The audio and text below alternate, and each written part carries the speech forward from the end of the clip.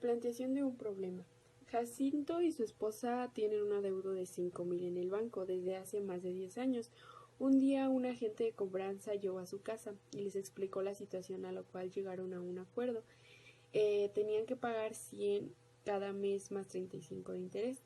De acuerdo a esto, teníamos que determinar cuánto pagaría en total. Entonces lo que nosotros hicimos fue una tabla. La tabla es esta de aquí, que dice, bueno, aquí dice periodo, después dice mensualidad, luego interés y luego total a pagar. Nosotros lo que hicimos fue pues ordenarle por año aquí en periodo, y para sacar la mensualidad multiplicamos 100 por 12, y después para sacar el interés tuvimos que multiplicar 35 por 12. Y ya para sacar lo total a pagar sumamos esta mensualidad por más este interés que nos dio esto. Para poder sacarlo de los demás años, lo que hicimos fue multiplicar esta cantidad que era de un año por la cantidad de años de acá. Por ejemplo, 1200 por 3 años, que nos dio 3600, y así sucesivamente. Después nosotros lo que hicimos fue graficar la tabla que dice adeudos de Jacinto. Ahí dice que por un año cuánto pagó, por 3, por 8 y por 10, que fueron los años que tenemos aquí.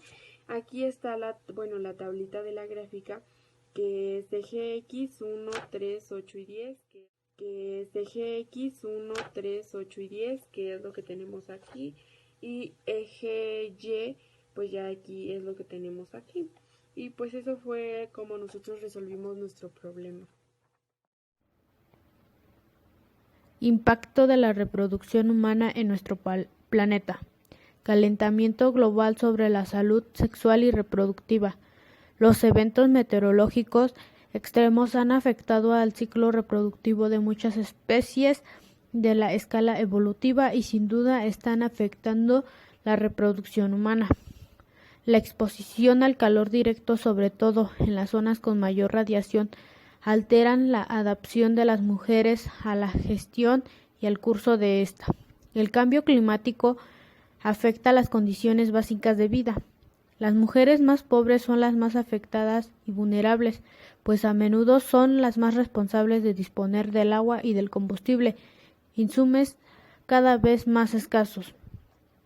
Así, frecuente de los desastres naturales asociados a los distribuidos climatológicos son las jóvenes, quienes frecuentemente dejan de estudiar para ocuparse de la familia o para acceder a ingresos adicionales. En este círculo vicioso enfrentan mayores riesgos de embarazo, procesos no deseados o de alto riesgo. La reproducción humana afectada por la contaminación ambiental. Los contaminantes son diversos y muy variados.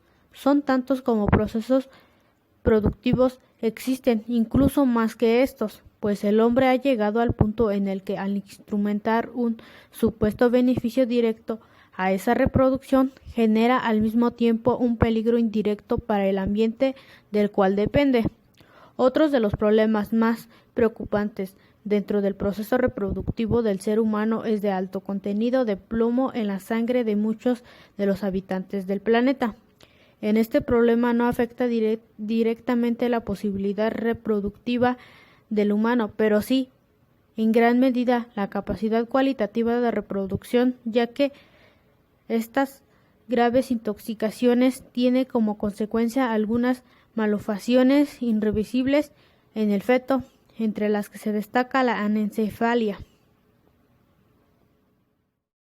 De la electricidad. La electricidad es una de las manifestaciones de la energía. Para su estudio se ha dividido en varias partes, que son electrostática, se encarga del estudio de las cargas eléctricas en reposo. Electrodinámica, estudia las cargas eléctricas en movimiento. Electromagnetismo, estudia la relación entre las corrientes eléctricas y el campo magnético. 5 descubrimientos científicos más relevantes. El holandés Peter van 1692-1761 descubrió la condensación eléctrica por medio de la botella de Leyden. El norteamericano Benjamin Franklin 1706-1790 inventó el pararrayos. El científico francés Charles Coulomb, 1736-1806, estudió las leyes de atracción y repulsión eléctrica al medir la fuerza entre los cuerpos cargados eléctricamente. El físico alemán Georg, 1789, descubrió la resistencia eléctrica de un conductor y enunció la ley que lleva su nombre.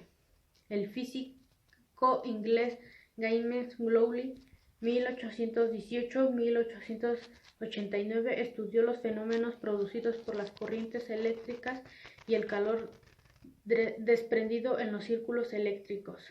Existen varias formas para electrizar los cuerpos y se dividen en tres: fricción, contacto e inducción. Fricción. La fricción entre dos cuerpos a veces conduce a la transferencia de electrones de uno a otro. Los electrones son unidades de carga negativa y el objetivo que ganan los electrones queda cargado negativamente, mientras que en el que los pierde queda con carga positiva. Algunos de sus ejemplos es: el vidrio es un metal que tiene la facilidad de aceptar electrones y el cuero de donarlos. Así que si se frota una barra de vidrio con un trozo de cuero, el vidrio quedará con carga negativa. Contacto. Es un componente del círculo eléctrico que se encuentra en interruptores eléctricos y relés. Se compone de dos piezas de metal eléctricamente conductoras por las que pasa corriente eléctrica o según se está tocando o estén separadas. Uno de sus ejemplos es cuando frotamos un pañuelo de seda con el cepillo. Frotar un globo fuertemente con el cabello o con la piel carga del globo, que posteriormente al acercarlo el cabello lo atrae. Al frotar o arrastrar el cuerpo sobre una alfombra. Inducción. Es el fenómeno que se origina la producción de una fuerza electromotriz. Es un medio o cuerpo expuesto a un cuerpo magnético variable, o bien en un medio móvil respecto a un campo magnético estático no uniforme, o la variación de las líneas de campo que atraviesan dicha superficie mediante un giro. Es cuando la energía de un campo electromagnético es transferida a un cuerpo expuesto dentro de su radio. Uno de sus ejemplos es cuando cargas un globo al frotarlo con tu cabello y lo acercas a pequeños papelitos y son atraídos por el globo. Al frotar el globo en tu cabello se carga de electrones y al acercarlo en los papelitos, estos son atraídos por él. La explicación de los materiales conductores y aislantes de la electricidad. Los materiales conductores de la corriente eléctrica dejan que las cargas eléctricas se muevan con la gran libertad a través de ellos. Un ejemplo de ellos son los metales como el cobre, aluminio, acero, oro y otros.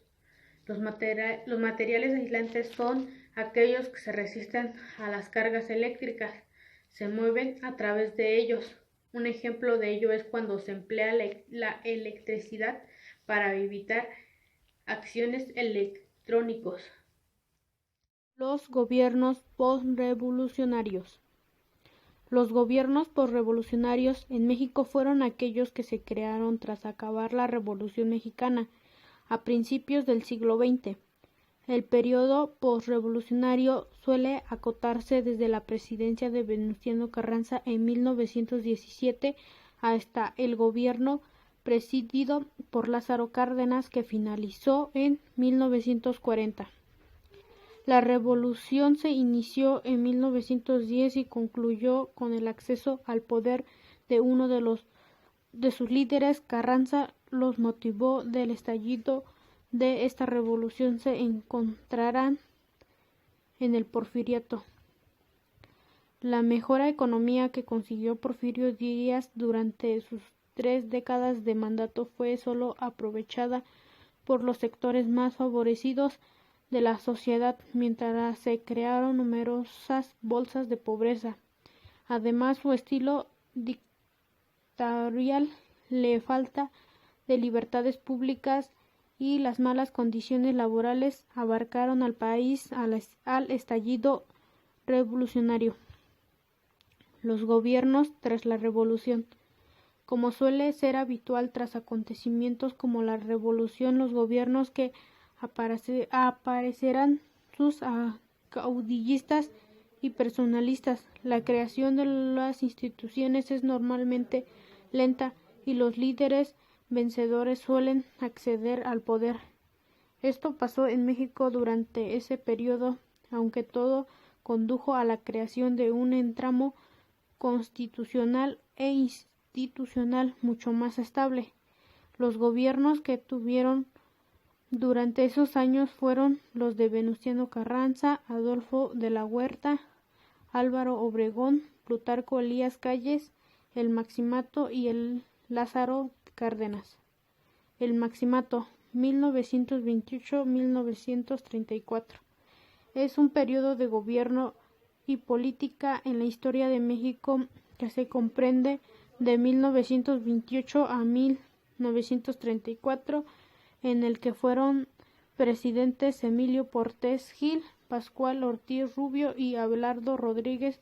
Culmina en el primer año del gobierno de Lázaro Cárdenas de Río, cuando es expulsado del país en 1936 Plutarco Elías Calles.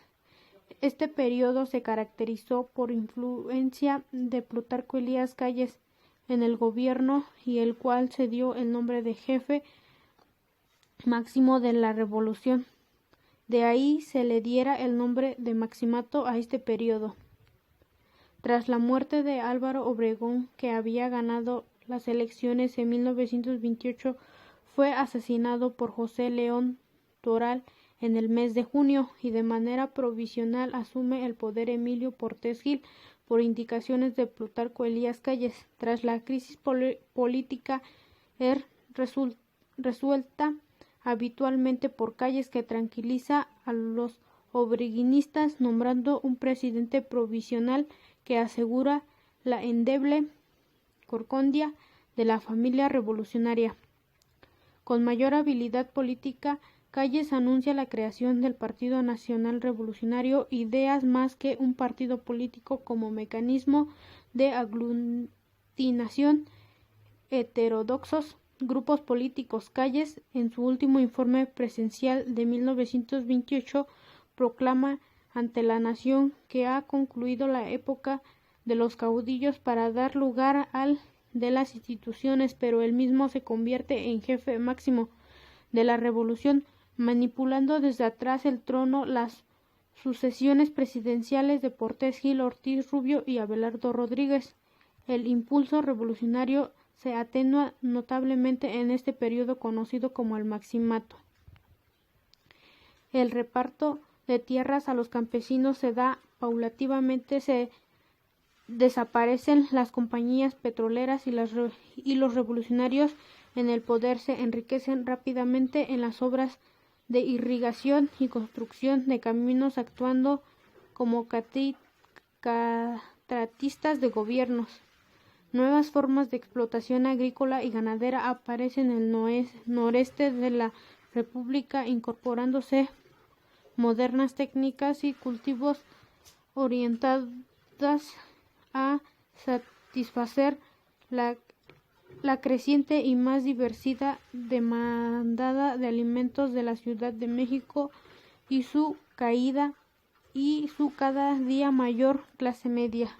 En estas tierras se concentran recursos la gran familia revolucionaria en formas de presas, canales, nivelación de sueldos, electrificación, caminos. México, 2007.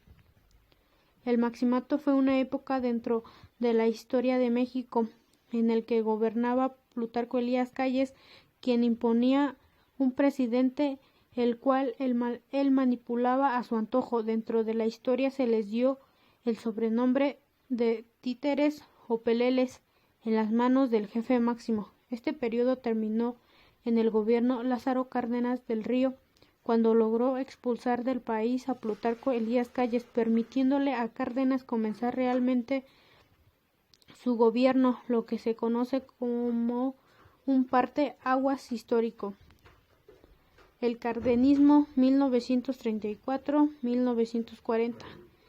En la historia política contemporánea se llama cardenismo a la época durante la cual fue gobernada por el político y militar Lázaro Cárdenas del Río, 1895-1970, así como la ideología nacionalista y popular consolada durante dicho periodo desde 1934 hasta 1940.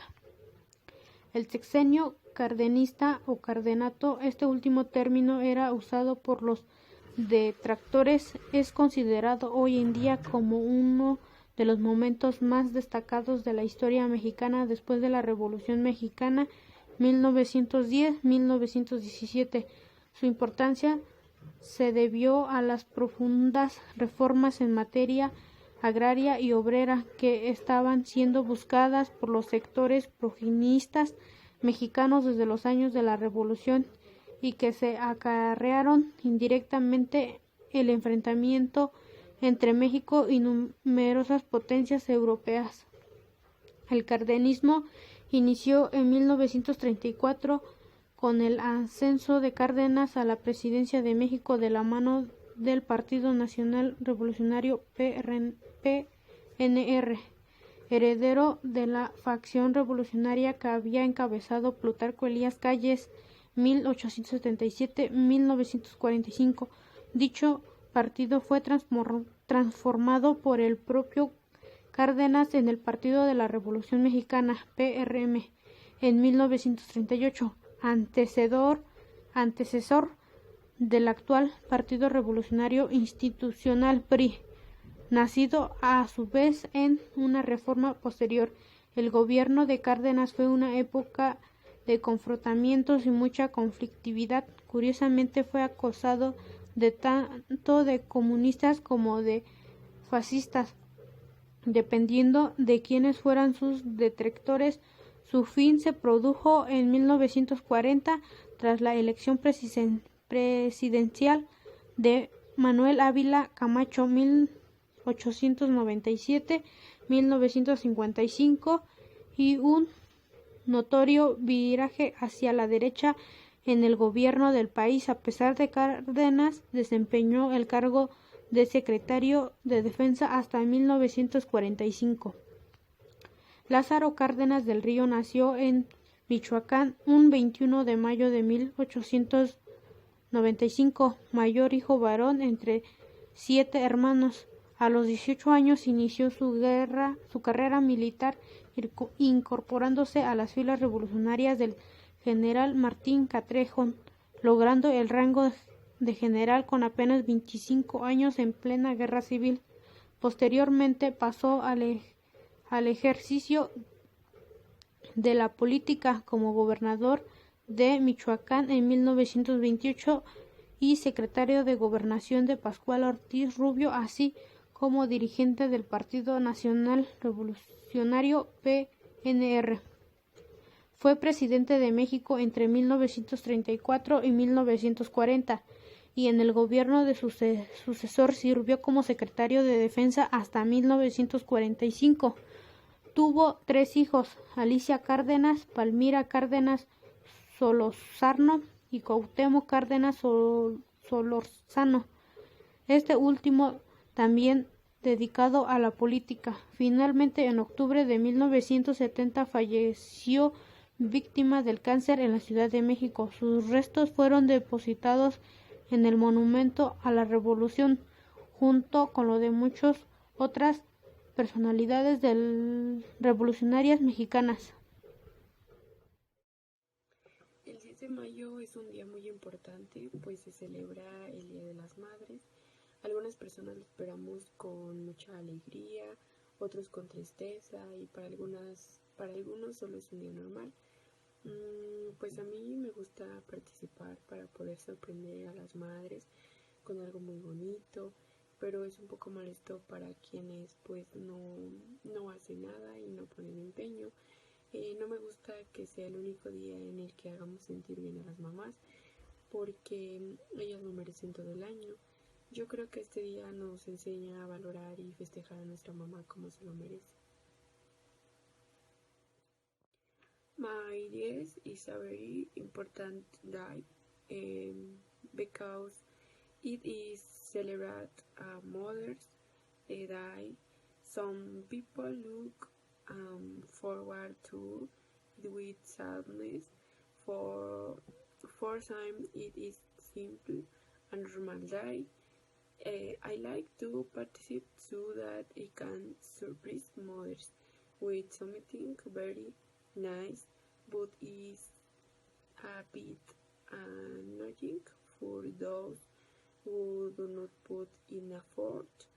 I do not like that is the only day that we make moms feel good because they deserve it at all year long. I believe that this day tells us do year and celebrate mom as she deserved it. Aplicación de la nomenclatura química de compuestos orgánicos. Nomenclatura sistemática con prefijos, también llamada nomenclatura por atomicidad esticométrica o de IUPAC. Se basa en nombrar a las sustancias usando prefijos numéricos griegos que indican la atomicidad de cada uno de los elementos presentes en cada molécula. Nomenclatura Stock con números romanos. Este sistema de nomenclatura se basa en nombrar a los compuestos escribiendo al final del nombre con números romanos el estado de oxidación de los elementos con nombre específico. Si solamente tiene un estado de oxidación, este no se escribe. Nomenclatura tradicional, clásica o antigua. En este sistema de nomenclatura se indica la valencia de los elementos de nombre específico con una serie de prefijos y sufijos. De manera general, las reglas son: cuando el elemento solo tiene una valencia, simplemente se coloca el nombre del elemento precedido de la sílaba de, o bien se determina el nombre del elemento con el sufijo ico. Descripción en la nomenclatura de la tecnología química. Es muy común considerar a que la química desvinculada de la tecnología, pues no, nosotros decimos romper ese paradigma, lo que permite los grandes avances en la tecnología son los descubrimientos de nuevos materiales más resistentes, más conductores, más livianos, en que ambas pueden incrementar los conocimientos y beneficios de la otra. La palabra tecnología proviene del griego tecne, técnica, oficio, y logos, ciencia y conocimiento. La palabra química proviene del término árabe alquimia, que significa el arte de transformación. Beneficios de la ingeniería química y general. La ingeniería química es la aplicación de la ciencia, en particular química, física, biología y matemática, al proceso de convertir materias primas o productos químicos en productos más útiles, aprovechables o de mayor valor. Existen varias técnicas para regular las emociones, pero una de ellas es: entiende tus emociones, practica la escucha activa, haz ejercicio físico. La primera que dice, entiende tus emociones. Tómate un tiempo para reflexionar sobre lo que sientes y por qué reaccionas de cierta manera en algunas situaciones.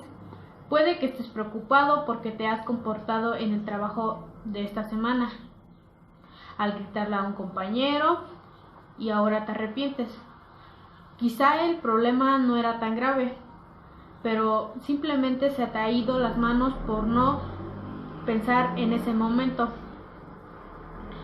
en el verdadero problema. Igual el problema de fondo es que te sientes estresado en el trabajo porque no gestionas muy bien tu tiempo, ya que a veces tenemos muchas cosas por hacer y en algunas ocasiones sucede que por hacer algunas cosas nos salen mal otras cosas y pues terminamos enojándonos o cambiando de emociones. Una estrategia para ello sería que nos tomáramos lo de 10-20 minutos de nuestro tiempo antes de irnos a dormir y reflexionar en todo lo que hemos hecho mal.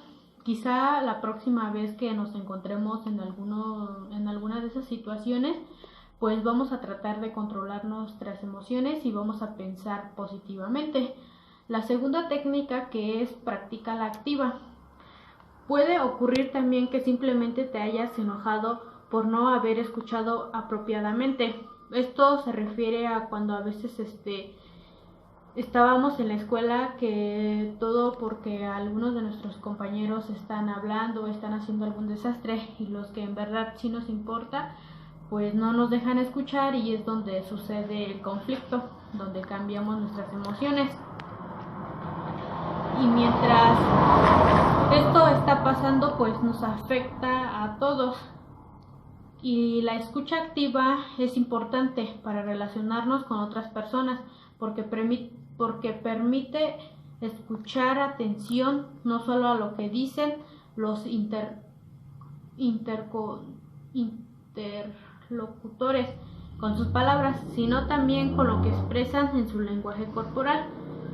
La siguiente técnica: haz ejercicio. El ejercicio es físico en buena forma de aliviar el estrés y liberar tensiones que pueden provocarnos situaciones frustrantes y tensas. Algo que no es positivo para el control emocional. Además, el ejercicio físico nos ayuda a liberar todo lo que hemos pasado, ya que esto nos relaja cuando hacemos ejercicio y se nos pasa rápidamente.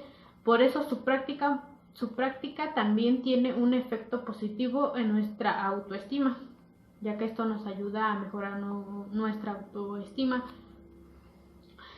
La argumentación de la relación de las emociones con la salud es que las emociones son reacciones fisiológicas que todos experimentamos a diario, aunque no siempre seamos conscientes de ello. Son de carácter universal, bastante independiente de la cultura, y generan cambios en la experiencia activa, en la actividad fisiológica y en la conducta expresiva. Surgen ante situaciones relevantes que implican peligro, amenaza, daño, pérdida, éxito y novedad, y nos preparan para poder una respuesta adaptiva a esa situación. Las emociones con la salud es que las emociones son reacciones fisiológicas que todos experimentamos a diario, aunque no siempre seamos conscientes de ello. Son de carácter universal, bastante independencia de la cultura, y generan cambios en la experiencia afectiva, en la actividad fisiológica y en la conducta expresiva. Surgen ante situaciones relevantes que implican peligro, amenaza, daño, pérdida, éxito y novedad, y nos preparan para poder dar una respuesta adaptiva a esa situación. A lo largo de nuestra evolución, ante aquellos estímulos que amenazaban nuestro bienestar físico o fisiológico, garantizando nuestra supervivencia, además de esta función primordial adaptiva, las emociones cumplen una función social y otra motivacional. A través de la primera, facilita la interacción social, permitiendo la comunicación de estados afectivos y promoviendo la conducta prosocial. Esto nos permite a que las emociones nos ayudan a relacionarnos más con nuestros amigos, a tener mejor comunicación con nuestra familia, ya que es lo más importante. Y como lo acabo de decir, que las emociones están relacionadas con nuestra salud, y esto se debe también a nuestros organismos. El estómago, que es la angustia. Recordemos que esto se siente a todo momento. Mucha gente nos lo ha dicho o lo hemos sabido por algunos comentarios. Esto se debe a los que tienen muchos temas simultáneos, o tal vez algunos problemas o preocupaciones de algún familiar que esté enfermo. Todo esto está sucediendo mucho y es todo el tiempo, como actualmente por la enfermedad del COVID-19, que en algunos familiares están enfermos de esa enfermedad y algunos nos quedamos con la angustia de saber por qué se contagió o ahorita cómo está, cómo se siente, lo están atendiendo bien y todo eso. El páncreas, que es la frustración, tiene que ver con el azúcar y con la dulzura de la vida, pudiendo el mismo ser dañado por la amargura, en especial una mamá muy amargada, y hay mucha gente sufriendo de este problema. Esto se debe a que en algunas ocasiones tenemos alguna tía o algún hermano que a lo mejor está sufriendo por algún problema o ya lo sufrió y antes era muy feliz y actualmente pues se volvió muy amargado, o sea, se cerró su mundo. El corazón, que es el estrés, tiene que ver con el amor y el dañado ocasionado al corazón siempre es por la pérdida. Esto se debe a que tal vez estemos estresados por no entregar bien una tarea o tal vez por entregar una tarea dejamos nuestra pareja a un lado y tal vez esto va perdiendo interés y pues es donde nos estresamos de me tengo que apurar a hacer un trabajo para poder hablar con él para que no se enoje y es donde existe el estrés. La importancia para regular las emociones.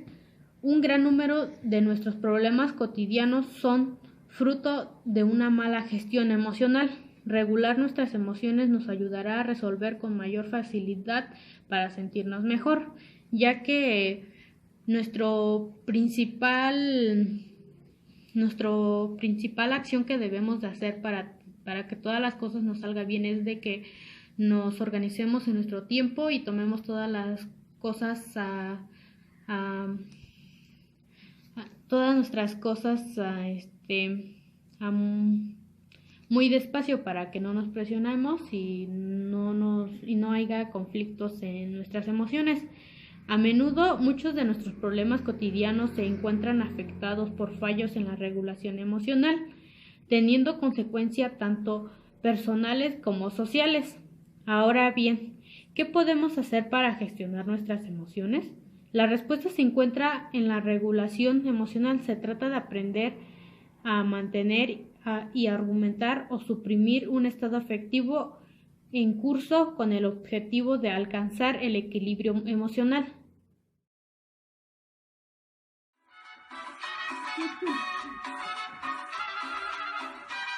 No te asombres si te digo lo que fuiste, un ingrato con mi pobre corazón, porque el fuego de tus lindos ojos negros alumbraron el camino de otro amor, y pensar que te adoraba tiernamente, que a tu lado como...